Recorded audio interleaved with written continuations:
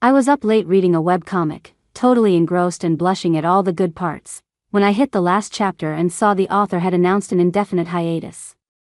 Refusing to give up, I slid into the author's DMs to beg. Please, I'm desperate. Just a few more crumbs of content? Anything to get me through. The author seemed genuinely upset and explained, I'm sorry, but the comic was inspired by my wife. But she's been so cold to me lately, and she keeps bringing up another guy's name. It's making me realize where I stand. I'm terrified she's going to divorce me. I'm so depressed I can't even pick up a stylus. Determined to save my favorite ship, I decided to take matters into my own hands. What a coincidence. I'm actually a top-notch relationship counselor. I specialize in marital problems. Why don't you add me on WhatsApp? I can give you a few pointers. He got super excited and immediately sent me his contact info. I typed it in. Holy crap. Wasn't this my standoffish husband? The one I married on a whim with the agreement that we'd stay out of each other's lives and keep our distance? Turns out I was the cold wife who was ignoring him. But I was just sticking to our agreement. Still, for the sake of the comic, that night I went and knocked on his bedroom door across the hall. I asked tentatively, I'm suddenly feeling really cold. Could you come warm up my bed for me? The man, trying to act cool, froze. The tips of his ears turned bright red. I got home from work. Leo had already made dinner. When I opened the door, he had his back to me, untying his apron. Broad shoulders, narrow waist. He definitely gave off some serious husband vibes.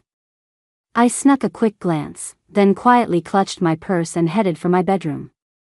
He might have looked like a snack, but none of it was for me. Because before we got married, this guy and I had agreed, we wouldn't bother each other, we'd keep our distance, and we'd live our own separate lives. I'd barely taken a few steps when my husband cleared his throat in the living room. You've been getting home pretty late recently, he said. Have you eaten? I tilted my head and replied with a smile, just working overtime. Haven't eaten yet, I'll order something in a bit. Did I disturb you coming back this late? Not at all. I'd been pulling long hours lately and was already physically and mentally exhausted. On top of that, finding out last night that my favorite webcomic author was going on hiatus. I felt completely drained the second I got off work. I was in no mood to deal with this aloof guy. I put on a fake smile and was about to head to my room when Leo called out to me again. Hey. Why don't you join me? I accidentally made too much, and I can't finish it all myself. I raised an eyebrow in surprise, but before I could say anything, he got all flustered. Don't get the wrong idea. I really did just make too much food. I know. It's not like we're a real couple. I won't read too much into it.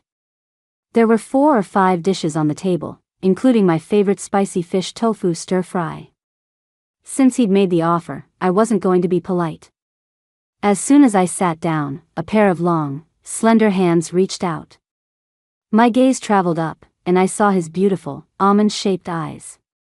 Let me get you some soup. Oh, thanks. You don't have to. In the 3 months we'd been married, I think this was the first time we'd ever eaten at the same table. This guy was actually an amazing cook. I kept my head down, picking at the rice in my bowl, my mind flashing back to the awkward memory of when I first asked him to marry me. 6 months ago, my family was pressuring me to get married. They introduced me to this short, overweight guy, saying he'd pay a $30,000 dowry, and they were desperate for me to move back to my hometown. I was scared to death. Just then, I overheard my boss talking to a friend, consoling him about his own family's marriage pressure. On impulse, I boldly asked about his friend. The first time I met Leo, I blushed like an idiot. I just hadn't expected him to be so handsome. He was 6 feet 1 inch, with a high, straight nose, and his skin seemed to glow under the lights. He gave me a quick, expressionless glance that instantly made me shy. Leo laid out 3 rules for me from the start. We only had to pretend in front of our parents. He was a busy STEM guy, wasn't interested in marriage, and wanted me to stay out of his personal life. Later, when he found out my lease was up, he magnanimously offered to let me move in with him, rent-free. For the first month, I tried to show my gratitude by constantly trying to please him, looking for any opportunity to make small talk. But Leo thought I had a crush on him or something and would frown whenever he saw me. Eventually, he told me bluntly, "Helen, if you cross the line again, we'll have to terminate our agreement." I was so scared I immediately apologized. Okay, Leo. I'll never try to talk to you again." I ate the rest of the meal cautiously, afraid to make the slightest noise. In the middle of dinner, my phone rang. I quickly ran out to the balcony to answer it. It was my new boss, pushing me to speed up my work. When I got back to the table, I was in an even worse mood. Thinking about how my favorite comic would never be updated again, how my main source of comfort was gone, I felt like there was nothing to look forward to anymore. Suddenly, my nose started to sting, and my throat felt tight, like I'd swallowed lemon juice. Right there in front of Leo, I choked back a sob. "Helen, what's wrong?" My crying startled him. He quickly got up, sat down right next to me, and handed me a tissue. After a couple of sniffles, I asked in a small voice, my eyes red, "Can I talk to you about it? Or would you just find me annoying?" "Of course not. Go ahead." Leo probably remembered his previous warning to me. He blinked, looking a little embarrassed, and avoided my gaze, rubbing his thumb against his fingers. Once I had his permission, I took a deep breath. "It's that bastard at work, Kevin. Do you have any idea what a jerk he is? He's always calling me into his office, and he doesn't even leave me alone after hours. He calls me even after I'm home. The first thing I do when I open my eyes every day is report to him. I swear, I wish he'd just spend some time with his wife and kids instead of being such a workaholic, but he says he's single." I was crying my eyes out, completely missing the dark look that was slowly creeping over Leo's face. "Is he young?" the man asked, a seemingly random question. Wiping my tears, I mumbled, "Yeah, not even 30 yet." "Younger than me?" I froze, my words catching in my throat. I couldn't answer that. I didn't know how old Leo was. I'd forgotten to look when we got our marriage license. Based on looks alone, though, Leo was definitely younger. Seeing that I wasn't answering, he prompted me, "I'm 26 and a half. "Then he's older than you." "He just turned 29, I blurted out. My work buddy and I gossiped about the new boss non-stop at the company team building event yesterday, so I knew all the details. Leo didn't reply, just stared at me quietly. The air suddenly felt a little awkward. "No, I didn't mean you're old. I meant he's old, and a pain in the ass. My boss is just a demanding old man." "You're young, heh." I immediately tried to backtrack, but it was no use. The man lowered his eyes, his tone turning indifferent again, just like when we first met. "I'm tired. Going to bed. Leave the dishes, I'll wash them in the morning. Good night." It was barely past 8 o'clock. Leo was clearly mad about what I'd said. "Oh, okay. Good night." My mouth is so stupid. I killed the conversation again. Back in my room, I opened Leo's profile in my messaging app, hesitated for a long time, wanting to praise his cooking and thank him, but after typing a few lines, it just felt awkward, so I deleted everything. Whatever. We just have a business arrangement, we're not a real couple. No need to make things so weird. It's better to keep our interactions to a minimum. I thought I'd be able to fall asleep early after such a long day. But out of habit, I still clicked on the webcomic that hadn't been updated in 3 days.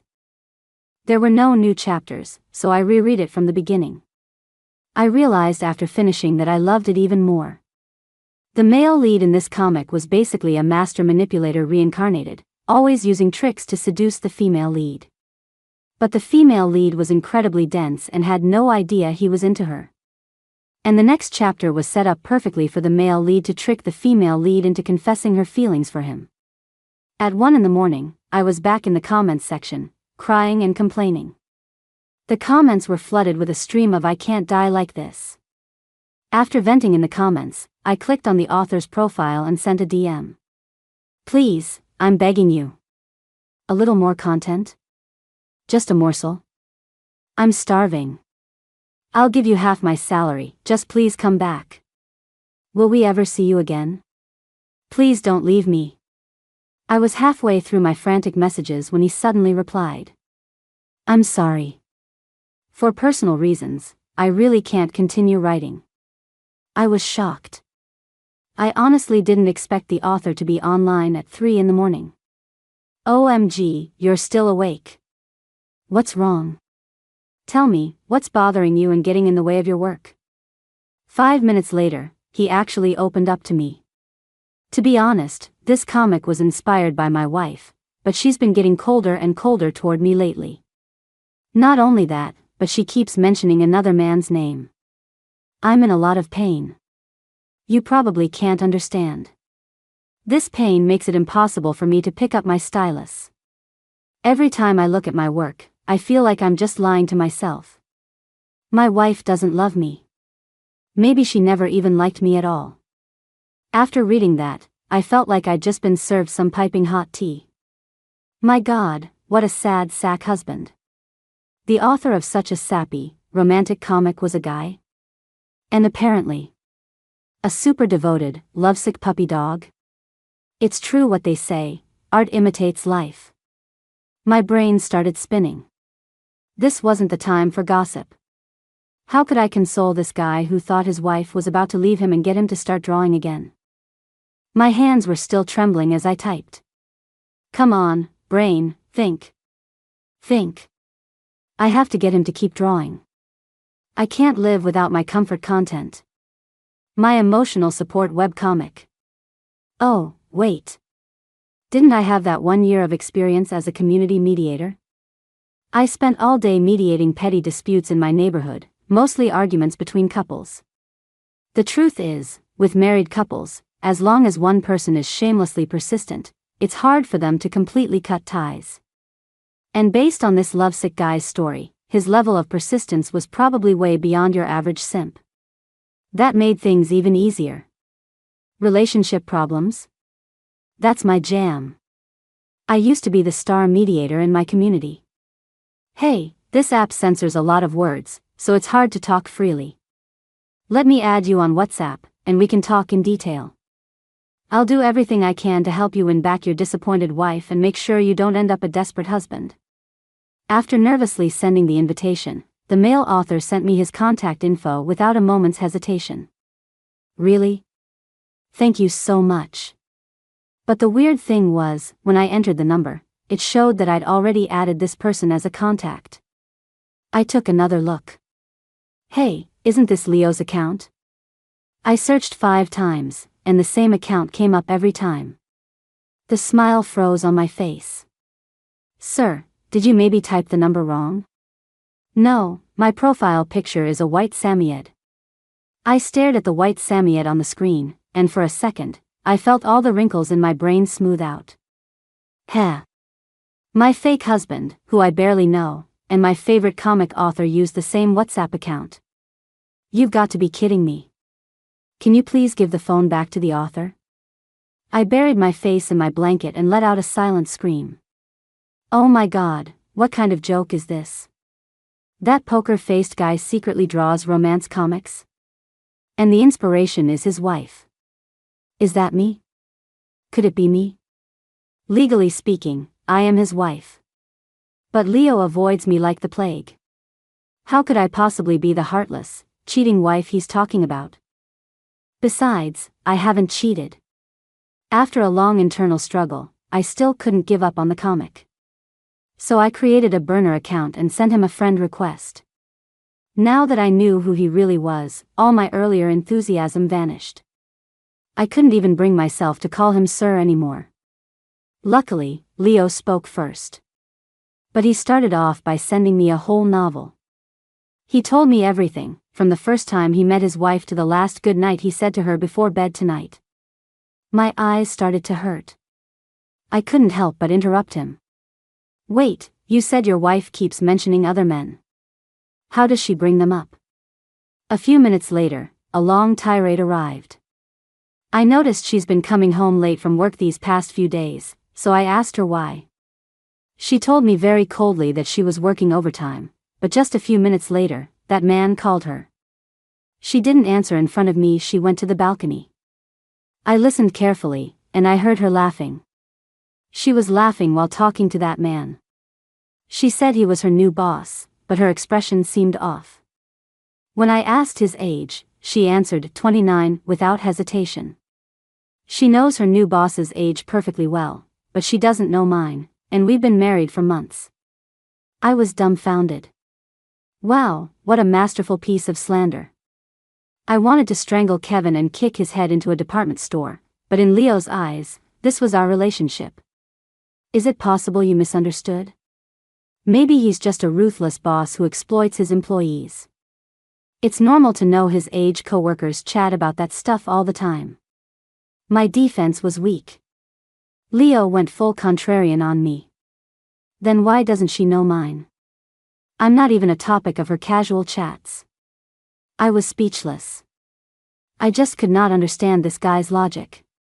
He was the one who warned me not to get close and to respect his boundaries, but now that I'm keeping my distance, he thinks I'm having an affair. If you're really that suspicious, why don't you try waiting for her after work a few times to pick her up? That would be convenient for me, too. I wouldn't have to take the subway. And, if I may be so bold, were you and your wife really that close before? Because from what you've said, it sounds like you say goodnight and then go to your separate rooms. Based on the novel he'd sent me earlier, I really didn't feel like he was talking about me. The is typing. Bubble appeared at the top of the chat. But I was about to fall asleep, and he still hadn't replied. The next time I opened my eyes, my alarm was going off. Leo never answered my question from last night. Instead, he coldly sent me a $500 consulting fee. And just like that, I smelled a business opportunity. When I got to the office, I ran right into my boss. My lips twitched into a pained smile. I had completely lost control of my facial expressions. Kevin frowned and touched the side of his face. Is there something on my face? Oh, no, no. I forced a smile. I was just zoning out. I didn't see you there, boss. The man tugged at his suit and uncomfortably unfastened a cufflink. Come to my office in a bit to report on your work progress. Is he serious? Didn't I just report to him last night? Does this guy have dementia? I rolled my eyes internally but remained perfectly respectful on the outside. When I got back to my desk, before I could even sit down, my coworker, Sarah, grabbed my office chair and pulled me over to her desk, looking thrilled. Helen, I have some major tea. But I can't confirm it's true, because it's a little out there. I heard Kevin is getting transferred. I was overjoyed. What's so out there about that? I'm sure it's true. This was news I would gladly kneel to receive. Sarah shushed me nervously. Hey, I'm not done. Do you know how crazy the reason for the transfer is? Apparently, he requested the transfer because he has a crush on someone in our department, and you know office romances are against the rules. Oof, yeah, that does sound pretty far-fetched. But even if it's true, it's not like the girl would necessarily like him back. No need to go to such lengths to avoid awkwardness, right? Sarah shook her head vigorously. No, no, no. You definitely have to. You see each other every day here. It would be even more humiliating to get rejected. That's true. He'd have to leave one way or another if he confessed. Well, in that case, I hope this tea is piping hot and true. Please, let some saint come and get rid of this menace. Before I went to report to Kevin, Leo sent me a message.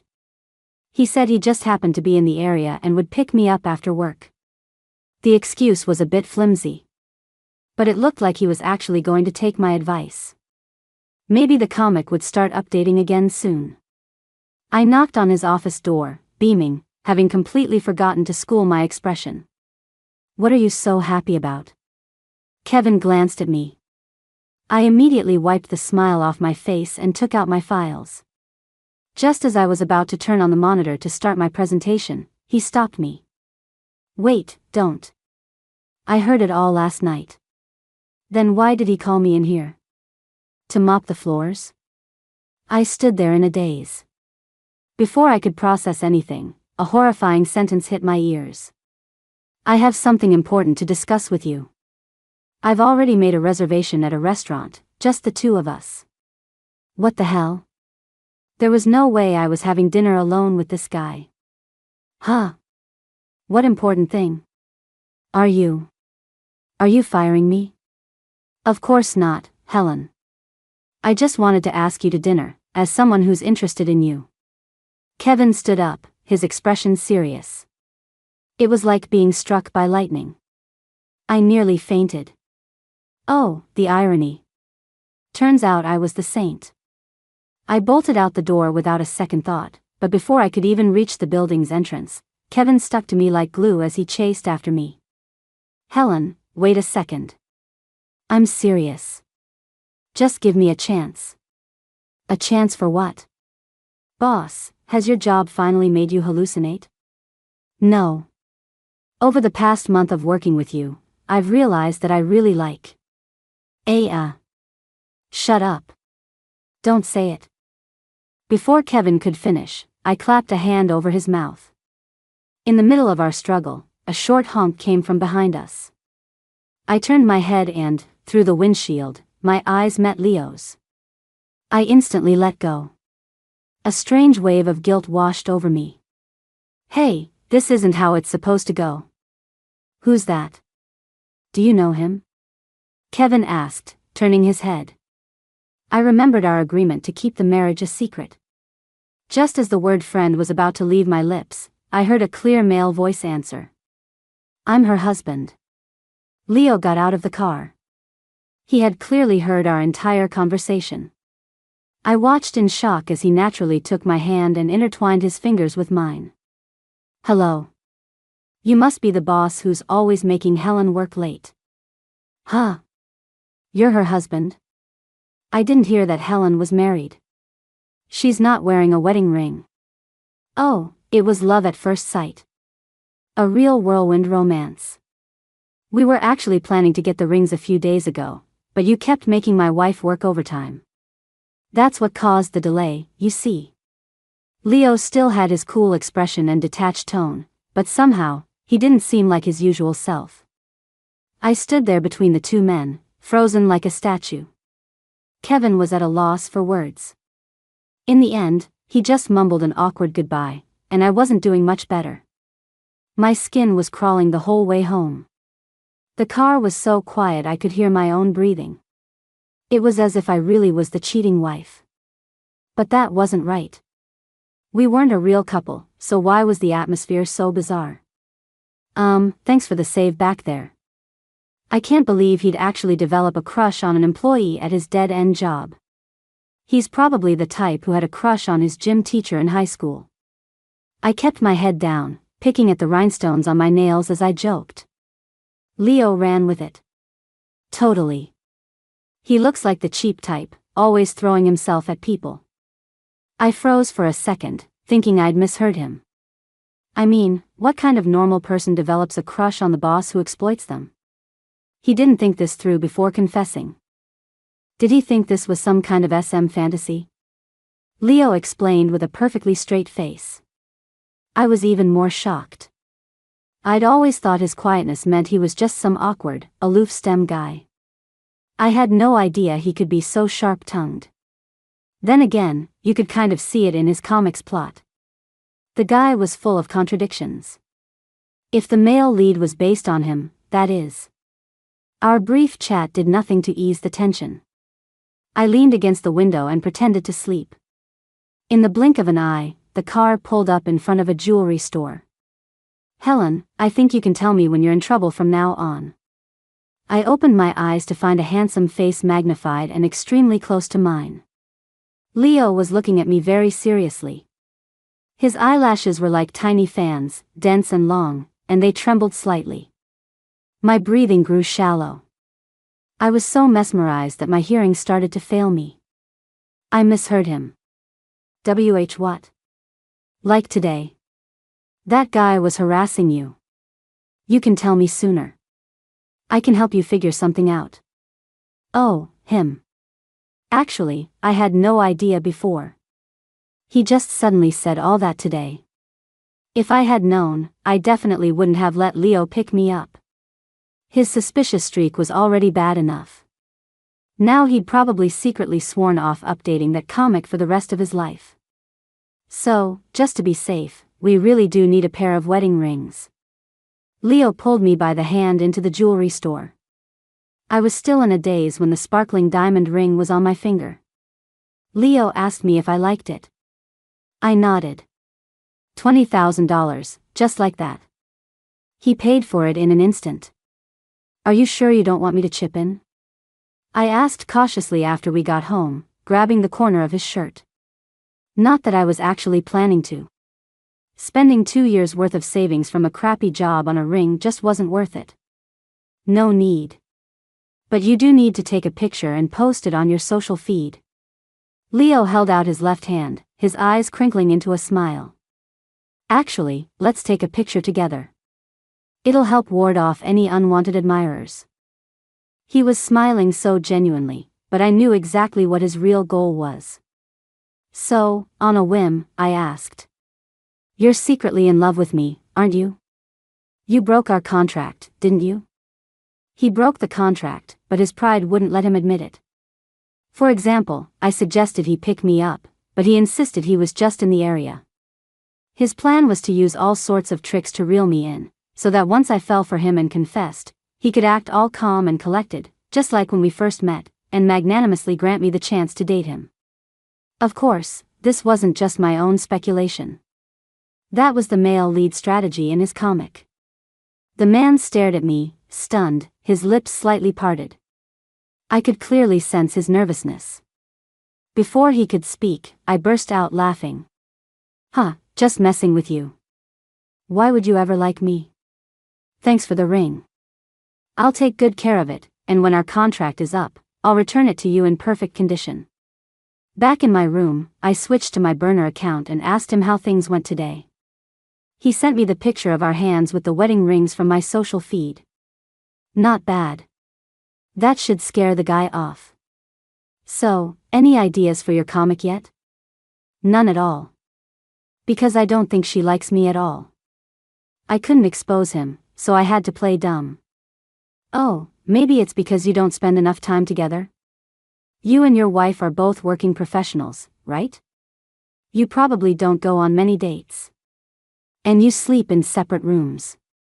It's definitely hard to grow closer that way. You should try to find more opportunities to spend time together. Getting him to update a comic was so much work. Fine. If he wanted to reel me in, let him try. I was ready to take the bait. When Leo mentioned his company was offering a paid trip where he could bring a guest, I wasn't surprised at all, but I pretended to be excited and started packing. The destination was a coastal city. We did a ton of research and planning beforehand but completely forgot to check the weather forecast. After we landed, a Category 3 hurricane hit. The hotel windows were thick, but we could still clearly hear the wind howling outside. I'd been stuck in the hotel for 2 full days, completely unable to go out. I was so bored enough to go crazy. What was Leo's deal? Wasn't he trying to reel me in? Why wasn't he doing anything? Finally, I couldn't take it anymore. I ran downstairs, bought 2 bottles of hard cider, and knocked on the door to the room next to mine. The man opened the door with wet hair, a damp patch on the collar of his white t-shirt. He had just been in the shower. "What's up, Helen?" he asked, playing dumb again. Keep acting, I thought. Go on. I'm so bored. We can't go out, so let's play truth or dare. We roll the dice. The dare is to drink. If you can't drink, you have to tell the truth. I sat on the tatami mat and placed the dice in the center. My plan was to get 2 drinks in, then pretend to be dizzy. Then, no matter what he asked, my only answer would be that I liked him. That should work, right? However, my luck tonight was too good. We played 5 rounds, and I won all 5. Leo just kept drinking silently, his fair complexion already flushed. You don't usually drink much, do you? Rarely. I don't like alcohol. On the 6th round, I put my hand on the bottle. Don't drink this time. Choose truth. I hadn't had a single drop yet. He'd better not get drunk before I did. No, I choose to drink. I don't want to do truth, no way. I was sure of it now. Leo was drunk, and not just a little. He dazedly brought my hand, the one blocking the bottle, to his lips as if it were a cup. Hey, that's not it. I panicked, but I couldn't pull my hand back. Then, I felt a moist sensation on the back of my hand. A few gentle kisses. I stared blankly at Leo. He was still holding my hand like it was some priceless treasure. Leo, you're drunk. No, I'm not drunk. The man mumbled. I was about to get up and leave, but he was completely wasted. Not only was he clinging to my hand, but he was also nuzzling his face into my palm. I saw his dimples appear again, along with a smile that was clearly meant to charm me. My breath hitched. This was bad. A classic honey trap. I was afraid I was really about to take the bait. Leo, who am I? Helen. My wife. No, I'm not your wife. We're fake, you and I. You told me not to get close to you. I can't break our agreement, remember? The man knelt on the tatami mat, his eyes as innocent as a child's, and he tugged tightly on my sleeve. No, it's real. Don't lie to me.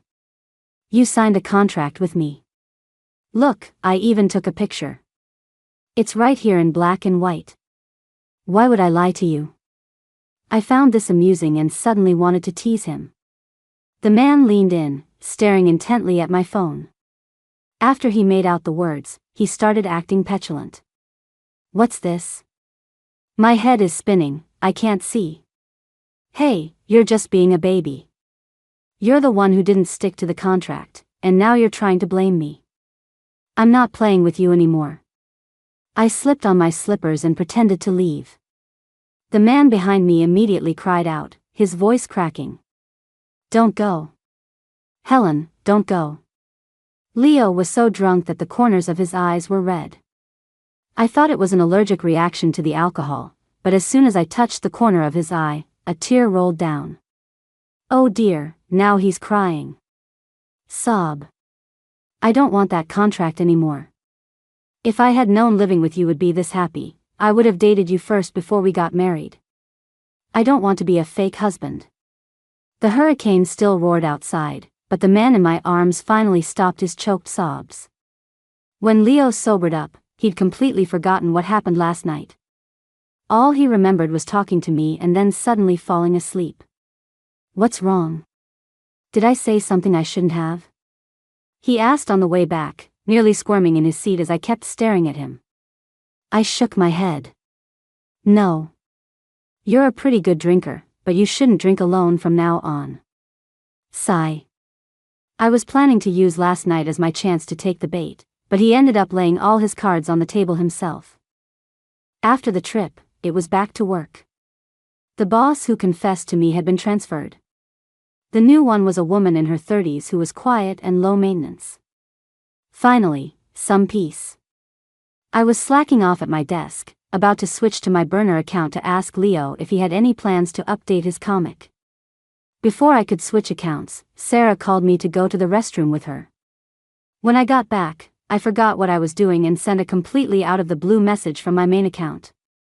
Sir, have you had any motivation to update the comic lately? Didn't you say she even asked you to play a game with her? She must have feelings for you to do that. By the time I realized my mistake, it was too late to unsend the message. 5 minutes later, I sent another message. My account was hacked. Don't worry about picking me up later, I'm eating out with a coworker. The noodle shop was about to close by the time I finally dragged myself out to go home.